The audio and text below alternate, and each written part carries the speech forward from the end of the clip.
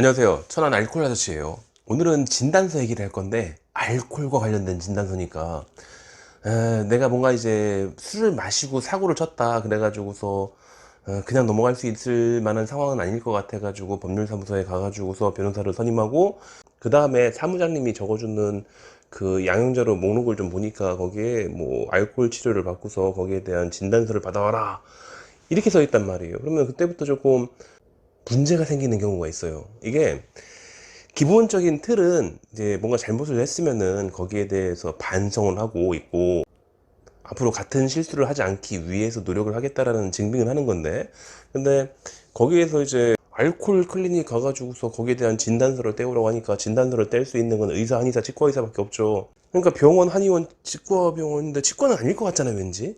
그러니까 정신과 아니면 한의원 둘 중에 한 군데를 가가지고서 알코올 치료에 대한 진단서를 떼우라고 했다고 이렇게 하는 건데, 기본적으로 치료를 하라고 했다는 거는, 치료는 환자에 대한 진단을 하고 그 진단에 따른 치료 계획을 세운 다음에 그에 따라서 처방이나 시술을 하는 것들이 그게 이제 치료가 되겠고, 알코올 치료라고 한다면은 일반적으로 뭐 술과 관련되어 있는 안 좋은 문제가 있으니까 그렇게 하는 거겠죠. 근데 거기에 대해서 진단서를 떼우라고 한단 말이에요. 이러한 일련의 과정에 능숙한 전문가들로만 돼 있으면 상관이 없어요. 그러니까 변호사님도 알코올 관련되어 있는 형사 재판의 전문가이고, 그리고 거기에 의료인도 뭐 한의사가 됐든 정신과 의사가 됐든지 간에 이런 걸 많이 해봤고, 그럼 상관이 없어.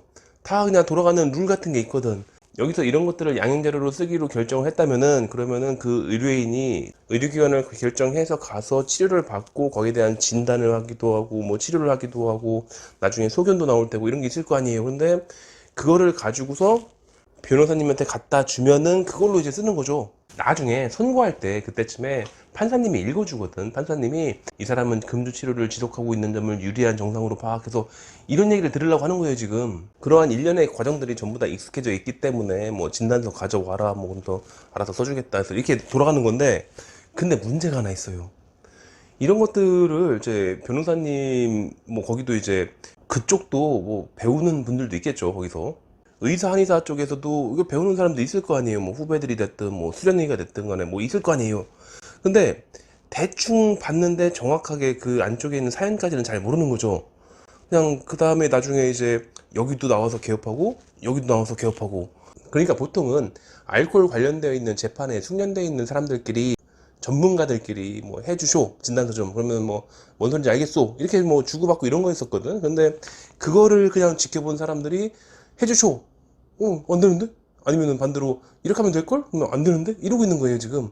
그러니까 법조인이 진단서를 써달라고 했을 때 이게 정말로 진단서, 꼭 진단서를 갖고 오라는 얘기가 아니에요, 보통은. 알코올 중독 진단서라는 거는 정신병이 있다는 거잖아요. 코드가 있어요. F10.1, F10.2 뭐 이럴 거예요. 그런 코드를 가지고서 이 사람이 정신병이라는 것들을 좀 써달라 이런 거거든. 근데 정신병은 아무나 진단해주건? 그런 게 아니라, 그러니까 정말로 알코올 중독이라는 정신병이 있다는 것들을 집중해달라는 게 아니라, 아니 사실 그게 안 된다고. 아니 술 먹고 사고 친 건 잘못했지. 근데 그 사람들이 전부 다 알코올 중독자는 아닐 거 아니에요. 아니 솔직히는 그냥 뭐 잘해야 1%? 이제 올해도 2달이 지났는데 올해 저는 한 명 왔어요. 알코올 중독자라고 적어줄 수 있는 분이 한 명 있었어.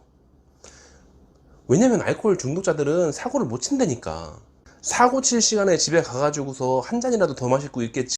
그걸 갖다 무슨 운전을 하고 뭐 사람을 때리고 뭐 추행을 하고 이럴 시간이 어딨어. 술 마셔야지. 그러니까 알코올 중독자는 별로 없어요, 오히려. 그래서 알코올 중독 진단서가 나오지 않음에도 불구하고 보통 이제 숙련된 분들은 관련되어 있는 서류 아무거나 좀 가져오라, 제대로 된 걸로 가져오라는 그런 소리인 건데, 걷다가 고지 곧대로 그냥 와서 들은 건 있어가지고서 안 된다, 꼭 알코올 중독증이라는 진단서가 있어야 되는 거라고 이러면 이제 안 되는 거죠. 알코올 중독 진단서를 그렇게 써줄 거의 없다니까. 그러니까 알코올 중독이 아닌데도 불구하고 알코올 중독 진단서를 떼주는 사람이 누가 있겠어요. 자기 의사는 자기 면허증을 걸어야 되거든.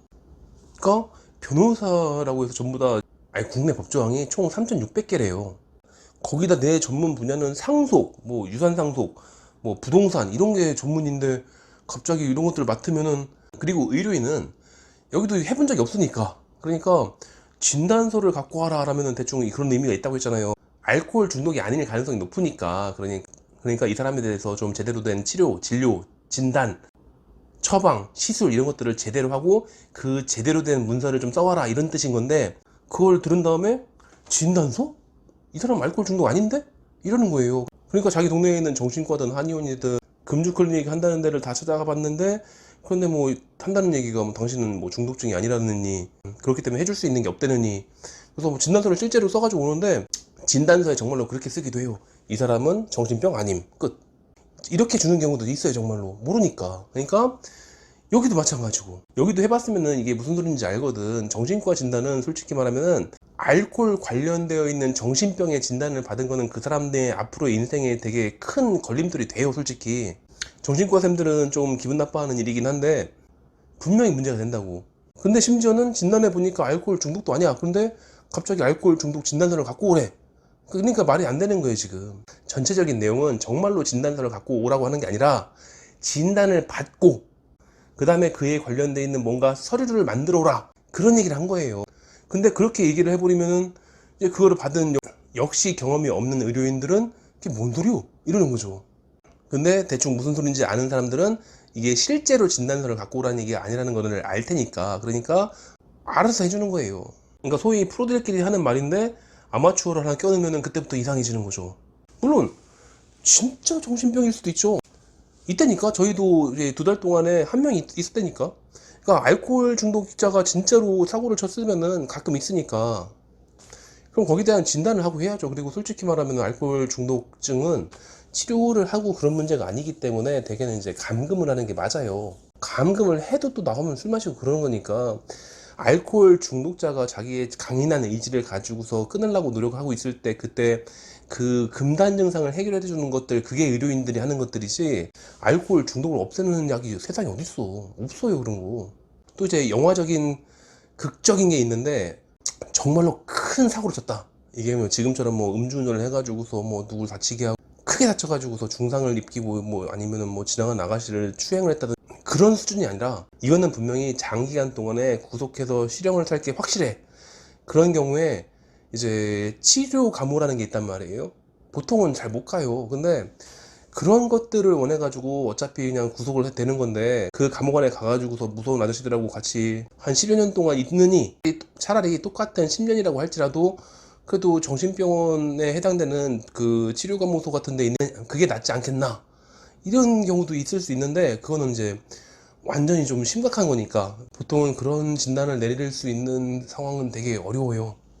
보통 그런 것들은 제가 하진 않아요. 왜냐면은 그분 자체가 이미 구치소에 재판 준비를 나와서 하는 게 아니에요. 그런 분들은 재판 준비를 나와서 하는 게 아니라 갇혀 있으면서 하는 거예요. 그냥 구치소에서 살고 있으면서 그 다음에 실형을 몇 년을 받을 건지 그걸 하고 있는 거지, 나와가지고 돌아다니면서 뭐 한의원 와가지고서 뭐 아니면 정신과 가가지고서 뭐 진단을 받고 이런 게 아니에요. 그러니까 뭐 금주 치료를 한 거에 대한 진단서를 갖고 오라, 그 얘기가 그런 얘기가 아니라고. 그게 오늘 결론이니까, 가가지고서 말을 전할 때 잘 모르시는 분인 것 같으면은 어쩔 수 없어요. 이게 그 의료인들이 이게 배우는 게 아니기 때문에 잘 모르는 분이 되게 많거든. 그러니까 본인이 가서 알려줘야 돼요. 의료인도 모르니까. 그리고 그 변호사님한테는 물어봐요. 정말로 이게 꼭 진단서를 갖고 와야 되는 거냐, 아니면은 그런 서류를 갖고 오라는 소리냐, 이건 좀 확실하게 해놔야지. 어디까지. 어쨌건 내용은 다 대충 얘기는 했을 것 같긴 한데, 정리를 했나 안 했나 기억이 안 나가지고. 그러니까 변호사님들 중에서 3600까지나 된다고 하는 그 모든 법조항을 전부 다 마스터해 가지고 모든 분야를 전부 다 알고 있는 그런 변호사님은 없을 거 아니에요. 그러니까 정확한 용어를 완벽하게 모르시니까, 그래서 진단서를 떼와라 뭐 이렇게 얘기했을 가능성이 높아요. 사실 그게 그렇게 중요한 게 아니거든. 왜냐면은 많이 겪어보면은 이게 뭘 다 갖고 오라고 하는 소리인지 다 알아들으니까. 근데 진단서를 가져오라고 하면은, 경험이 적은 분들 같은 경우에는 제가 10년 전에 그랬으니까, 그러면 보통은 이게 서류 하나 잘못 써주면은 내 면허증이 날아갈 수도 있거든. 그러니까 그런 걸 써오라고 하면은 그 앞만 봐도 정신병자가 아니거든. 그러니까 흠칫 놀라면서 뭐 안 된다고. 좀 심하거나 다혈질인 원장님들 같은 경우에는 쫓아내기도 하고 욕하기도 하고 면박 주고 그럴 수 있는 거예요.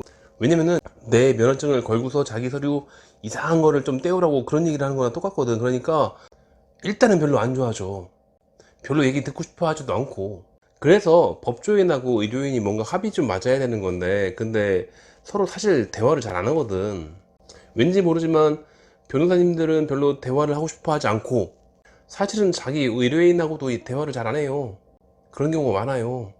그리고 의료인은 뭔가 이상한데 휘말리고 싶지 않아. 난 그냥 오늘 환자 치료만 하고 있으면 되는 건데 괜히 뭐 이상한 소리를 써달라고 하고 있고 이러면 별로 하고 싶지 않아. 그러니까 가운데 껴가지고서 둘을 교육시키고 설득시키려면은 뭐 본인이 해야죠 뭐. 지금 벌 받고 있는 거잖아요. 아니 재판 준비 자체가 벌이에요. 번거롭고 창피하고 힘든 이직거리를 하고 있어야지, 그래야지 형량이 조금 줄어드니까.